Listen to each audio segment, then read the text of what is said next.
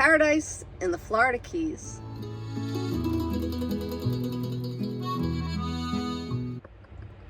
Hi, this is Roseanne and Guy. Welcome back to Amore Van. Recently we spent 3 weeks in the Florida Keys and we wanted to share with you all the activities that we did, the food we ate, and the fun we had. Hopefully it will help you on your next trip to Florida. Enjoy. So our trip to the Keys began with a stop at a favorite place, Wahoo's Bar and Grill on Isla Morada. I became acquainted with Wahoo's on previous travel to the Keys because it was a favorite place of my brother's, and he took me there on a couple of occasions.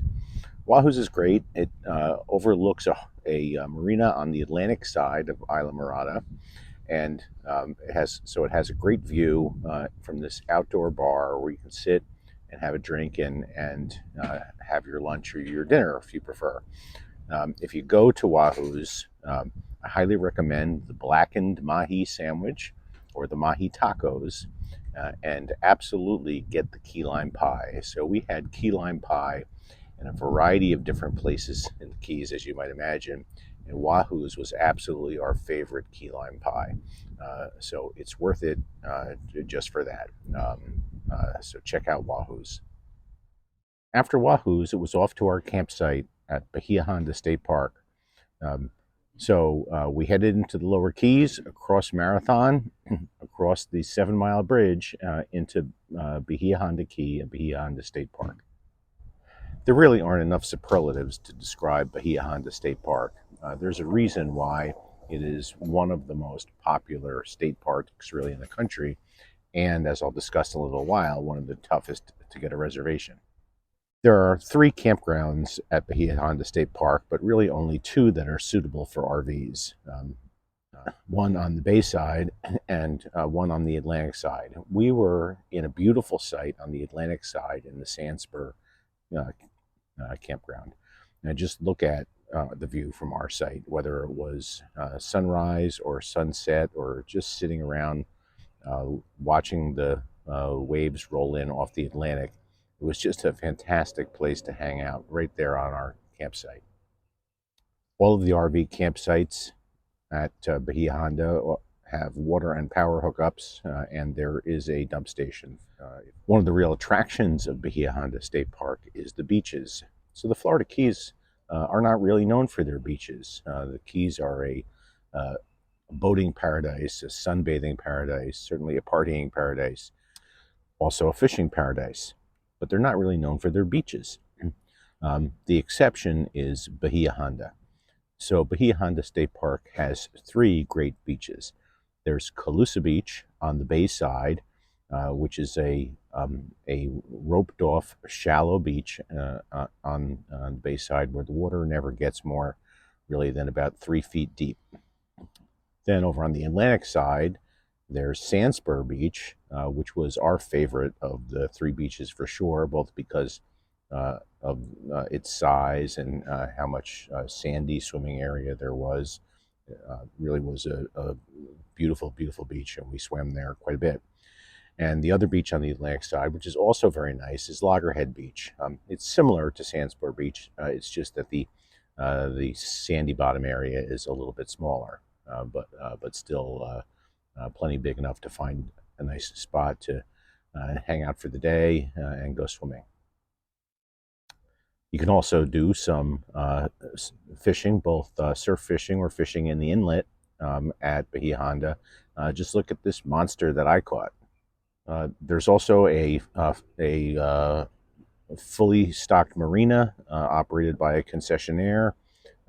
If you have a boat, you can reserve a slip. There's a boat launch.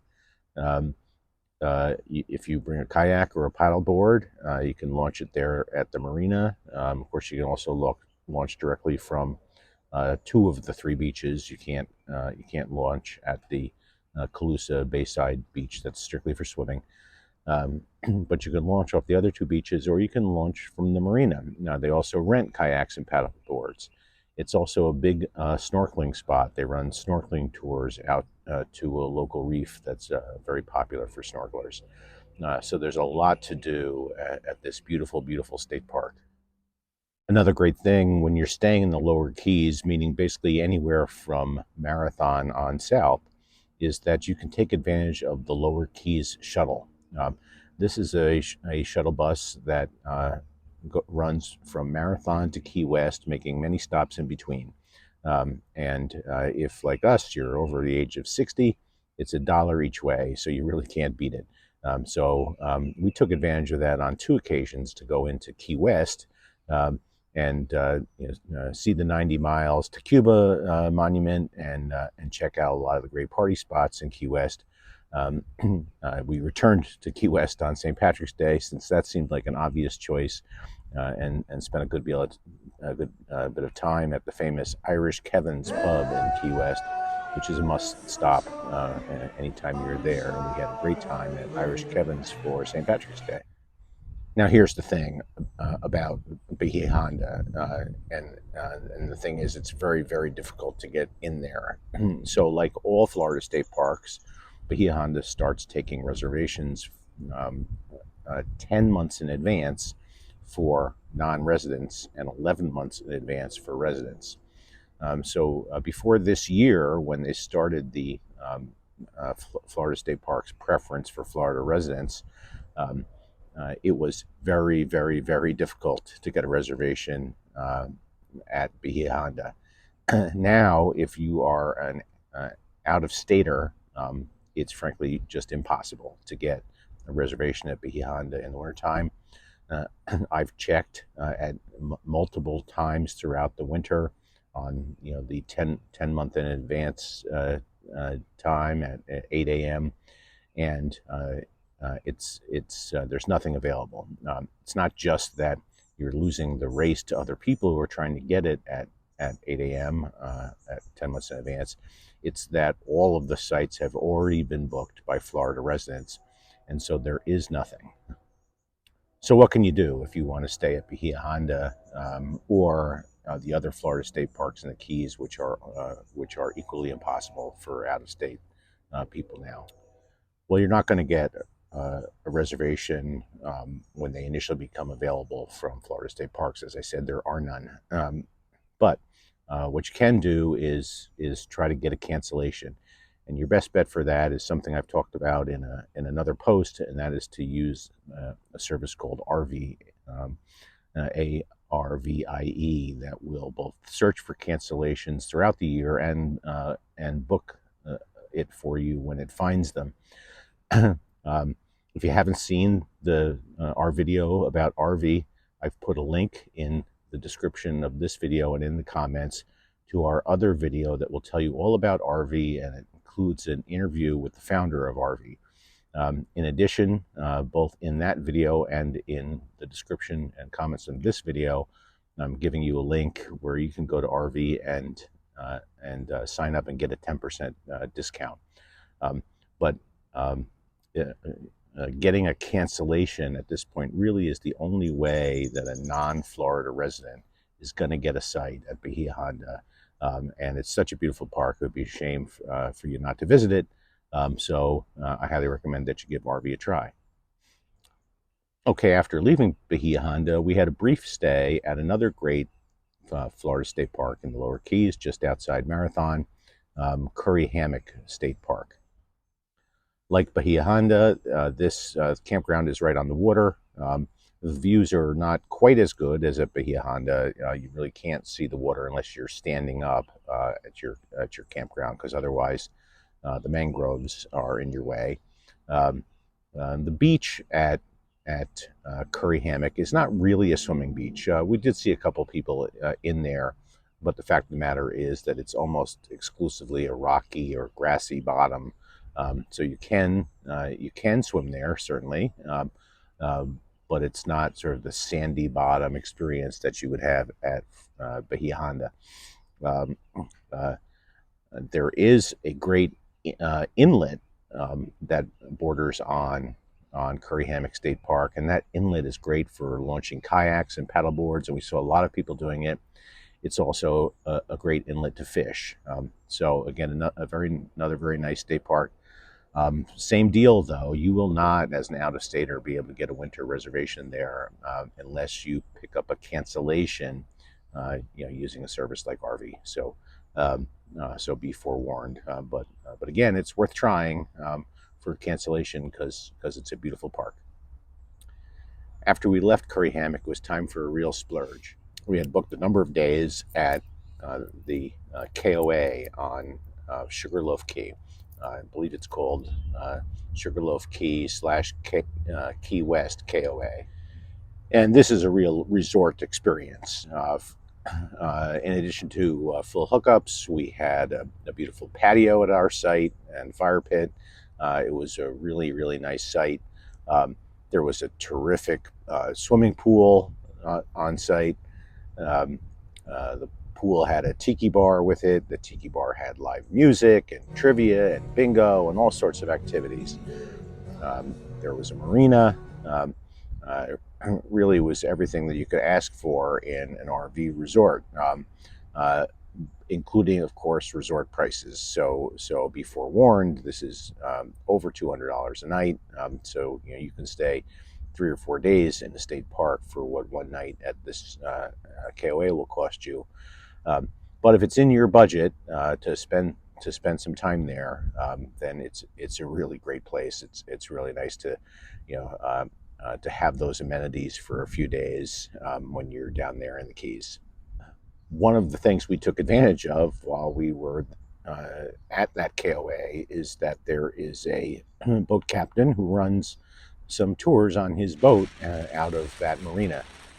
His name is Captain Scott, and if you find yourself at that KOA, or really just staying anywhere in that area, look up Captain Scott because we had a great time. He took us out on his boat through the small keys that are in the bay right there, separating the bay from the Gulf. And there are a number of sandbars there. He took us out on an isolated sandbar. We had this big, beautiful sandbar to ourselves. It was a really nice day and a nice tour. And he's been doing it a long time, so he's got some great stories and can tell you all about the islands and the ecology and the history in the area, and then take you to this wonderfully relaxing sandbar where you can just hang out and swim and look at the crabs and the shellfish and all the other things that you're going to see on that sandbar. So I highly recommend Captain Scott. Give him a try. Another recommendation while you're staying at that KOA is if you get tired of the tiki bar at the pool, which is hard to get tired of, frankly, and you just want a little change of scenery. You can walk up the street around the other side of Observer Highway. There is Mangrove Mama's, and Mangrove Mama's it has a great little outside tiki bar, also an indoor area if you prefer. And they had some really good food there, and just a nice place to go for a change of pace. Another place I recommend that you check out if you feel like getting out for a day or for a night and having a meal in the Marathon area is Burdines. We ate on the back deck there, overlooking the canal, and it was beautiful. So check it out. So that was it. That was our 3 weeks in what is really the paradise of the lower keys in the wintertime. Is there anything that takes away from the paradise? Yes, just one thing, and that's the no-see-ums. So if you come to the Keys, be prepared for the no-see-ums. Be prepared to deploy your screen room if you have one, uh, and be prepared with your insect repellent. We tried everything. We tried the Repel 40% DEET concentration. We tried Avon Skin So Soft. We tried